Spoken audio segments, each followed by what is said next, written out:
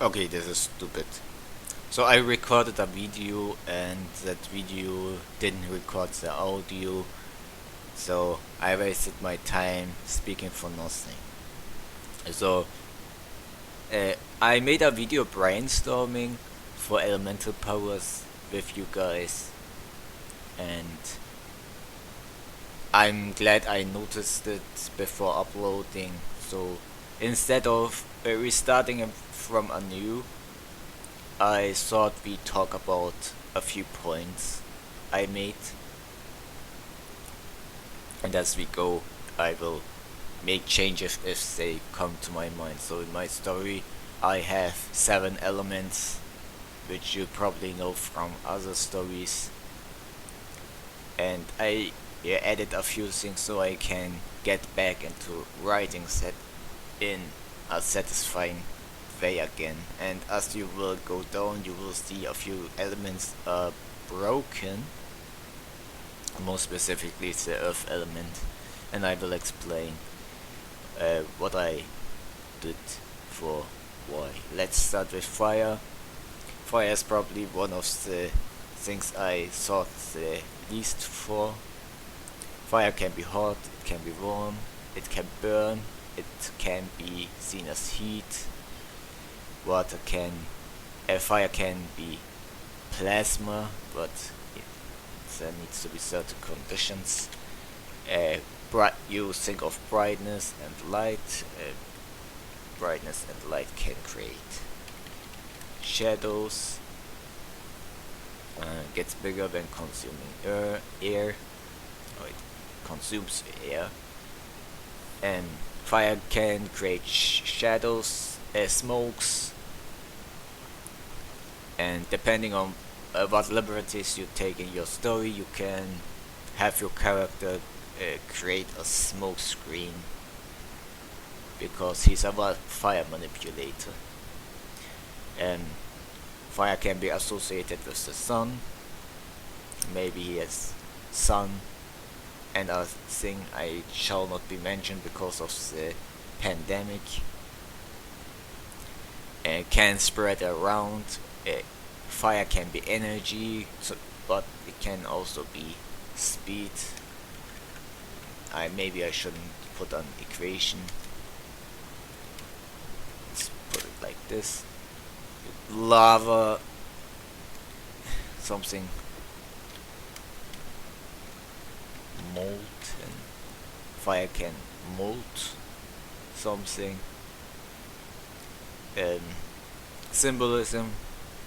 Fire can represent life. Fire can represent anger, and fire can be romantic, I guess. As a few things that came to my mind. Water is known for changing aggregate states. It can be frozen to ice. It can be grabbed. It can be take a liquid form as water, and as a gas, it can turn into steam.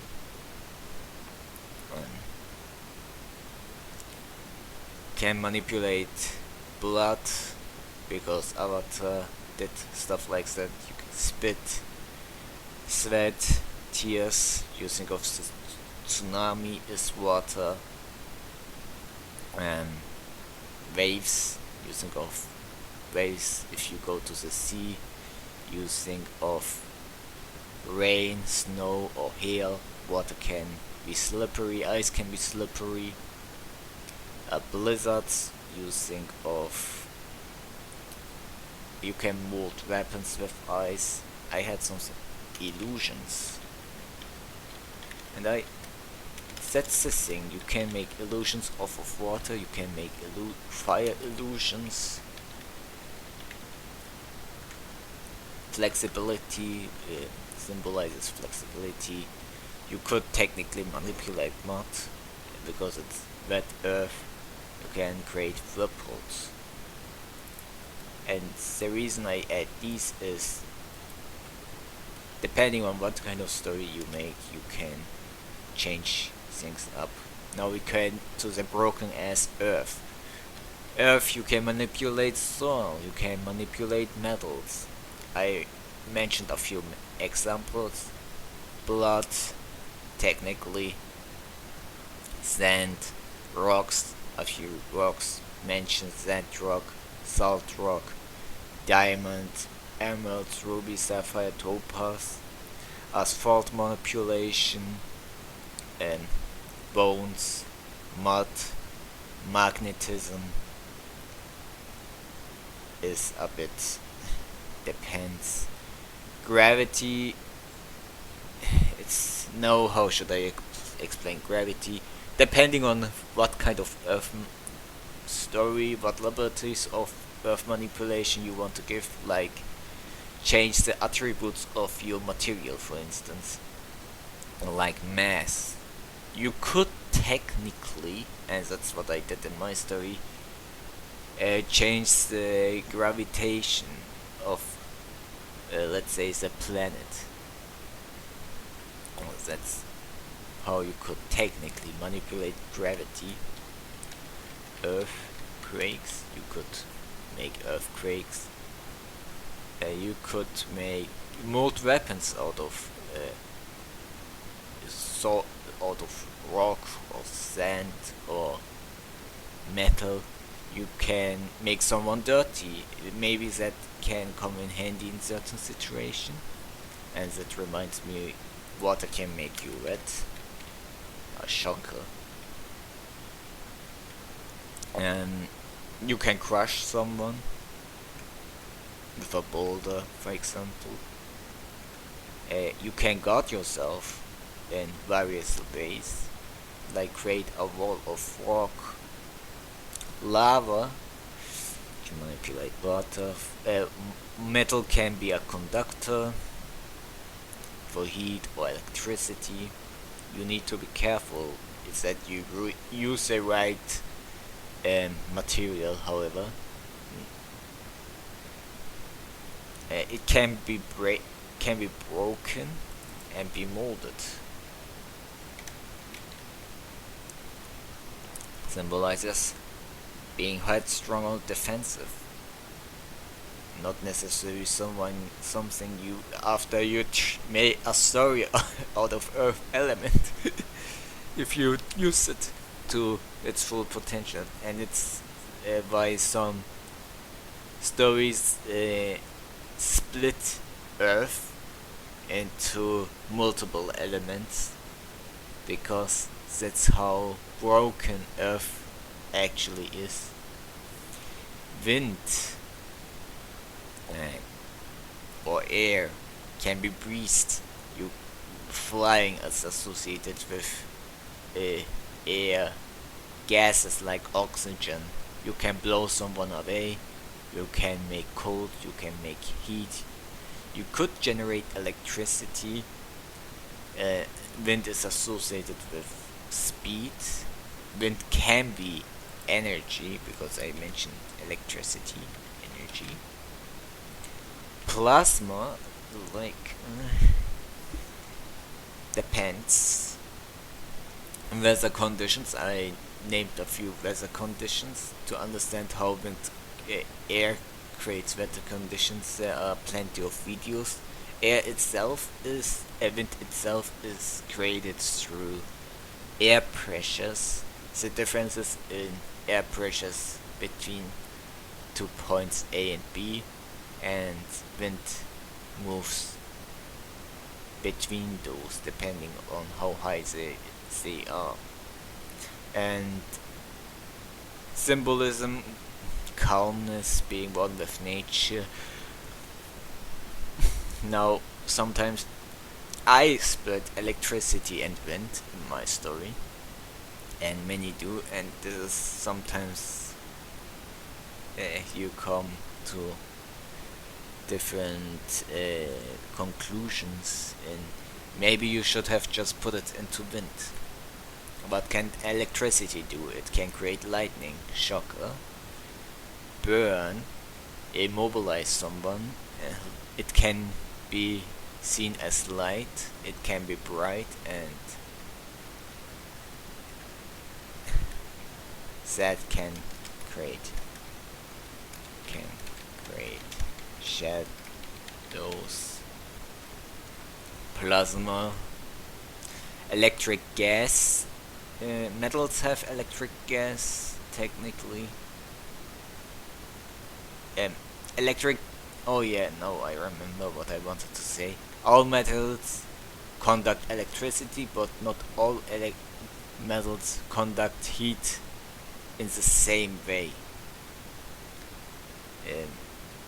It's like if you think of metals, you don't really think of good heat conductors. It's just usually what most it's a false conception. But metals are all electric conductors. If they are good or bad depends. But the reason they are good conductors is because they have electric gas inside them. Electron gas, which is here. If you think of electricity, you think of electrons, speed, energy. Electricity can be energy, electromagnetism, symbolism, maybe advancement in modern society. Now, two elements that I don't. Again, it's like, do you need them? So, what is associated with light? Light is an energy source, obviously. It can be warm, it can be hot. Should have put them in one. Hotness, warmth. Changes direction, speed when entering materials. The denser the materials, the slower light moves. So if you let light hit a wall, it will stop cold, and light moves the fastest obviously in vacuum. So if light moves from air to water, it will get slower and change direction. The reason for the direction change is simply because you need to think of light as a moving car. If the moving car moves from a flat surface to a not so flat surface like grass, it will drift to a different direction. And while light can be seen as a simple line, it is made of various waves. Don't know how to explain it better. That's a physics thing, and usually I am not really good at explaining such things. Brightness. Light is bright, and it can create shadows. Of light, you can think of quasar, stars. The sun is a star too. Shooting stars. A galaxy is bright. Photons and electrons can be seen as light. It's the fastest thing, so you can associate light with speed. Banishment. You can use light to banish someone, I guess. Shadows, depending on what liberties you want to take. If you write a story with light magic is like element manipulation, and that's why I wrote colors, because light is not just white, it's made of multiple colors, and depending on what material it hits, it changes the color of the material is to us humans visible as a different color.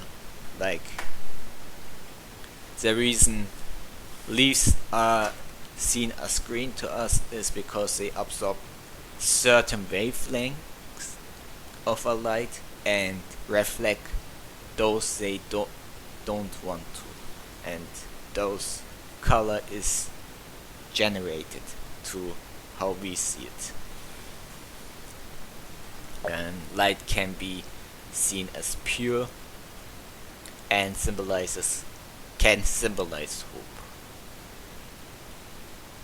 And darkness, the opposite to light, is can be seen as cold, but depending on how you want to write it, it can be hot too, because if yeah, how you want to make it, darkness can be shadow manipulation. You can hide in darkness.